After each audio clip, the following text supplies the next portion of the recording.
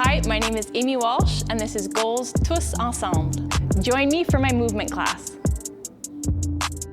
Okay, so this first part of the movement class will be movement prep for soccer practice, a soccer game, any type of activity that you enjoy doing. It'll just get your body moving, your joints warmed up, and get you ready to go for kind of a more active on-field warm-up or activation. So we'll start on all fours. So if you've got knee issues, you might want to have a cushion or a yoga mat that you can put underneath your knees. And we'll just start by moving our spine a little bit. So if any of you have done yoga, you're familiar with cat-cow. So you've got full spinal flexion like this, so you can explore that. So you're pushing into the ground with your hands, pushing into the ground with your knees, and then lifting your belly button as high up as you can, relaxing your head and your neck and looking back at your thighs. And then do the opposite. Release the belly down, bring your sternum or your breastbone forward, and tip your tailbone up. So you're really arching the low back, and just let everything go loosey-goosey. If you suck in your gut, this is the time to let it go. So this is spinal extension. Then we're gonna go back to flexion, and from flexion, we want to try as much as possible to try to move one bone of our spine at a time. So I'm going to start with the pelvis. So keep your head relaxed, your neck relaxed, the rest of the body still. And we're just going to start by slowly tipping the pelvis forward, lifting the tailbone. Try not to let everything else jump online. So you can think of it happening from the front of your body as well. So my belly button and my lower abdomen's releasing down. Now the front of my ribs. And then you can see as my shirt's wrinkling, you can see the mid-spine start to move, and then resist lifting your head, and then between your shoulder blades, drop your sternum down, the front of your chest, and then finally, once you feel a squeeze between your shoulders, you can tilt your gaze forward. Then you can go back and forth a few times doing that. So if that felt great, you can do that a few times. You can pause the video and do that. Otherwise, for soccer, specifically running, any movement that you do, you want to get the hips warmed up. So we're going to do something called hip cars from FRC, Functional Range Conditioning, really getting into the hip joint and getting that warm. So you're basically tracing a big circle with your kneecap. So you're going to start with your right leg. You're going to squeeze your thigh up towards your belly. Try not to tip the opposite side over. And then this elegant pose here, lifting the knee out to the side. Then try to keep the knee where it is, and then like you're going to karate chop the ceiling, move the foot up, and then come back into hip extension without borrowing from your spine. So keep everything else still, and then half a circle, knee into the chest, and then reverse it. So back to our hip extension. Really squeeze that heel into your bum. Feel your hamstrings light up, out to the side. Anyone who walks a dog has seen this before. And then squeeze the thigh into the chest, and then we'll do the other side. So you can do that again 2 or 3 times, and you want to try to go slow and really feel the quads, the hamstrings, the glutes, everything light up. So reversing the movement to complete our circle, out to the side, and then hug your thigh into your chest. Then come to a seated position, and then we're gonna get some rotation happening in your tibia. So we think about the knee as being a hinge joint. We've got flexion and extension, but here we're gonna come with the right arm underneath the right leg and bring your left hand here. And if you just move your foot towards the inside and to the outside, you can feel the tibia or your shin bone rotate. So we're gonna do a circle this way. So pull the toes in, lift, extend the leg, move the toes out, and come back down. So we're doing a circle with the foot the same way that we did the circle with the hip. And now keep it to the outside and then reverse the direction of your circle. So I've got the other leg tucked underneath me, but if that doesn't feel good, you can simply have the leg out in front of you. So I'll do that this side. So scoop the left foot underneath or the arm underneath, grab the opposite bicep, and then this hand comes here just a few times, move the foot in and out, and you can feel that rotation happening. That's good. That's what we want for the health of our knee. So extend the leg, toes are out, in, and then squeeze. I didn't say this on the other side, but squeeze the calf in against your arm. One more in that direction. And now keep the toes pointing in and lift and around the other side. That's the knees, that's the hips, that's the spine. That's a pretty good start. From here, we're gonna get the hamstrings and the glutes online even more. So come up into a bridge, and at the top, imagine you're dragging your heels towards your bum or towards your head, and you'll really feel the hamstrings light up. Keep that, don't let your pelvis shift. Hands can come down to stabilize a little bit, and then lift the knee up or the right leg up. Really, whatever leg you want, you can't lift both up, so choose one. Stay here, keep the pelvis lifted, and now, without putting the pelvis back down, switch sides. So don't let the right side dip down, and then lift and squeeze the left leg up. So you should feel the hamstrings activated and the glutes too. Next, from here, we're gonna come into a side lying position, stack the hips, knees are together, and the right palm, like you're closing a book, is gonna come on top of the left. You can have something underneath your left ear here. Reach out, and then you're gonna trace a big semicircle over your head to get into some rotation. So in order to be an effective runner, soccer player, you need to have some rotation happening in that mid-back and some opposition happening with the limbs. So you can do that probably 4 or 5 times. I'll switch sides. What arm did I use there? There we go. And then change sides, same thing happening here. And make sure your breath here, you're breathing through the nose, making sure your body's relaxed, your jaw isn't clenched. And we get some nice rotational stuff happening there. So next, come to standing. So from a standing position now, we'll get into a little bit more active components to get the same muscles that we just worked hard to activate, but now from a standing position. So feel the ground underneath you. Feet are about hip socket width apart. And then feel your arches lift and spread your toes if you can. And then feel your pelvis stacked over your arches, your rib cage over that, and your skull over that. From here, we're just gonna shift the weight into the left leg, and then lift your right foot. So you're balancing on one leg, but you're not hiking the leg up, you're not bending the knee. It's almost as if somebody was taking your picture from far away. They wouldn't be able to tell that you were performing a single leg balance. So try not to hold your breath, which you tend to do when we're balancing. And then you can soften into that left knee a little bit, and you can start to swing your leg just a little bit, as you would do to kick a ball. And then, we don't walk or run, same arm, same leg. So as the right leg comes forward, as does the left arm. And then you can start to do bigger and bigger swings and getting into a more active range of motion. And now this hip and this glute is really starting to get warm. And then from here, you can lunge forward and then push back and try to hold that single leg position. Lunge forward, so it's a mini lunge. You don't want to get too far ahead of you, and then hold it again. And then to get a little bit more demanding, which would be right before your on-field stuff, you want to be nice and warm, maybe even sweating. From this position, we're going to do our lunge, come back and hold, and then come into a hinge. So in hinging, my spine's not changing. I'm rolling over that standing leg. You can have this leg straight or bent. Come back into your flexion and back into your lunge. And you could repeat that. So let's go to the other side. So building it the same way, nice and stacked, shift the weight to your right side, lift that left foot, and try to keep your pelvis level. So I'm not hiking it up, staying balanced. And you can hear in my voice that last sequence was demanding. My heart rate's quickened, so is my breathing. So from here, start your leg swings. Make sure you're moving in opposition.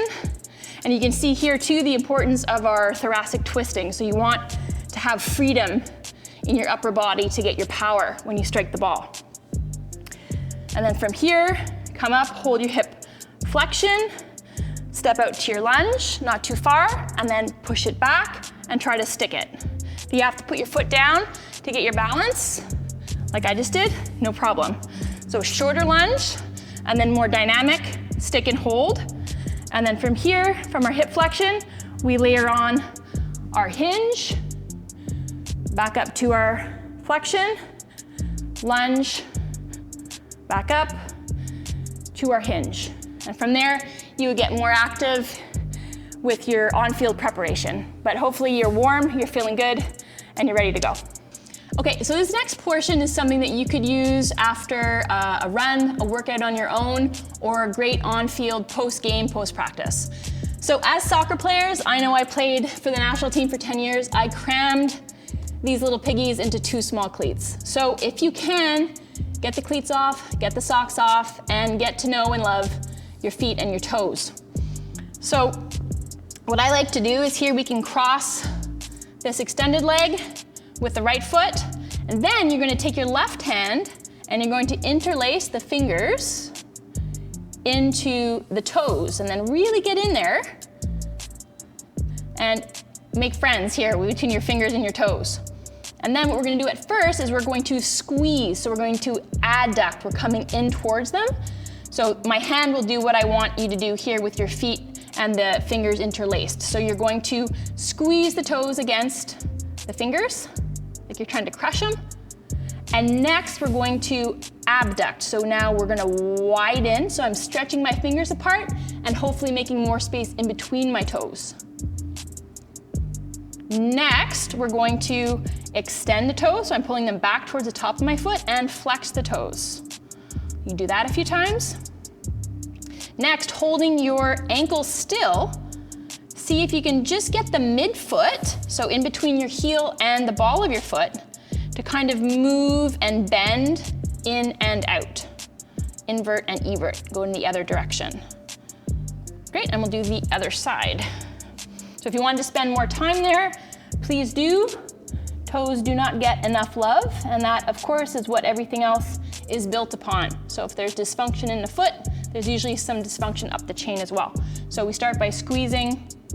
So you can get your fingers in there and then kind of collapse them on the top of your foot and then really squeeze the toes in against the fingers, adducting. And then next, widen the fingers, open up the palm, and then try to stretch the spaces in between the toes as big as possible. Okay, clamp the fingers down again and then lift the toes up and down a couple times. And then keeping the ankle nice and still, try to get some movement in that midfoot, which sometimes gets a little bit cramped in those cleats. Good, so like I said, you can spend a lot more time there, but that will feel great after a match. Next thing, come down on the back. Arms can open wide, feet go nice and wide as well. And then you're just going to let the knees collapse to the left, come back to the middle, and then come down to the right. So windshield wipers is usually what this is called, or what I call it with my athletes and my clients. And if this is already a big stretch, just stick with this and you can move with your breath. So recovery is a good time to get attuned to your breath, to your breathing, and how that can really be a tool for you for your recovery. But if you want to add to this, layer onto it, you can reach the arms up, create a little bit more stretch for the QL, the low back, and the quad, even the lateral hip. And if you wanted to, you could let the knees come down to the left, and I pick up my left foot and then bring it to the top of that right knee and reach a little bit more. And from there, I'm getting a really nice line of tension on the lateral right side. And you could stay here as long as you wanted to. The longer stretches are great post-game. That's where you usually want to do them. And then same thing on the other side, pick up my right foot, let it come down on the top of that left thigh, and then reach up, especially with that left arm. And just breathe through there. So the next portion we'll do at a wall, or you can do it with a chair or something that you can rest your calves on. Okay, so this next bit, we're gonna can have the legs up the wall. If you don't have that available to you, you can have your legs at 90 degrees with your calves and your feet resting on a chair. You can do this on a bus. You can even do it without the wall, but I'll talk to you the benefits of having a wall to have the legs up.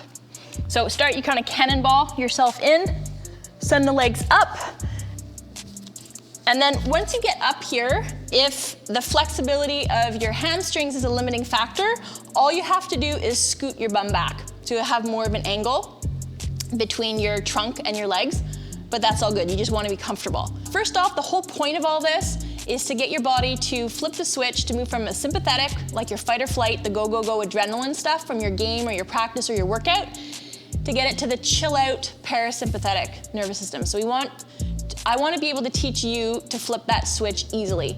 The first hack to doing that is through your breath. So breathe through your nose and then consciously try to increase the length of your exhale throughout all of these stretches. So just getting into this position, you want to clear your arms from your torso a little bit, and to make this even more of a hack to get into your parasympathetic nervous system, which is your rest, recover, digest system, you would put something underneath your pelvis. So you get into a little bit of an inversion, and that facilitates that building your parasympathetic endurance even further. You don't have that, no big deal. Getting your legs up will get all that junk out of your legs, all the lactic acid, and back into your lymphatic system for circulation.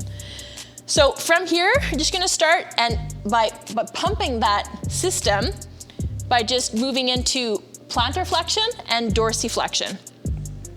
And if ever you find your throughout these movements, your chin is really high up, you could do with a sweatshirt or something underneath your head to bring your head up as well. So just by moving this, moving our feet, we're getting a little bit of a pull, we're increasing circulation, and that is already a great start. But from this setup, we can also get into an easy hamstring stretch. So you can let the foot relax, and you could use a belt, again, a sweatshirt, or just your hands interlaced. And then you get a little bit of a stretch here into the hamstring. And remember, you can always pause it and spend more time here. Switching to the other side. So pelvis stays level.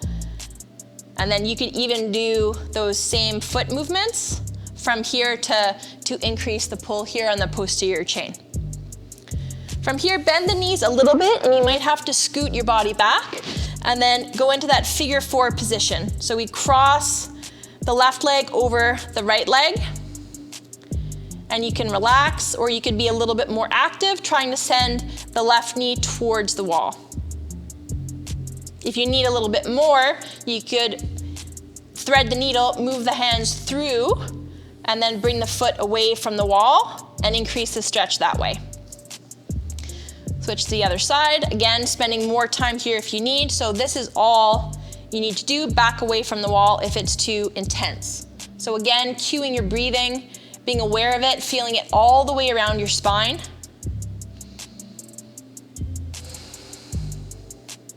Relaxing your jaw. Noticing your physiology, your heartbeat. And then from here, soles of the feet come together, and you can scoot yourself closer to the wall if you needed to, and let your feet slide down, and then you can use your hands on the inside to get a little bit of an adductor and groin stretch in here. Still breathing through your nose, nice and relaxed.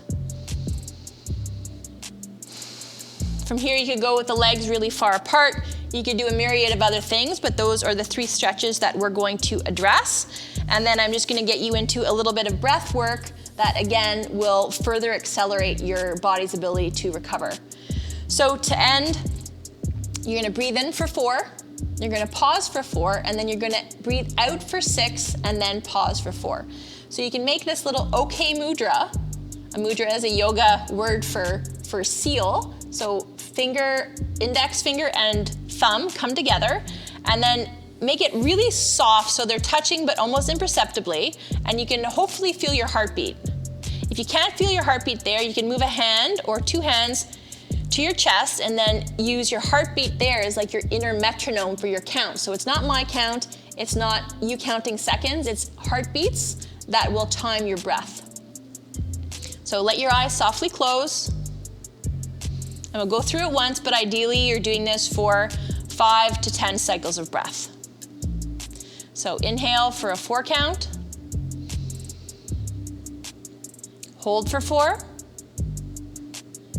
Exhale for 6. hold for 4, and then you would repeat.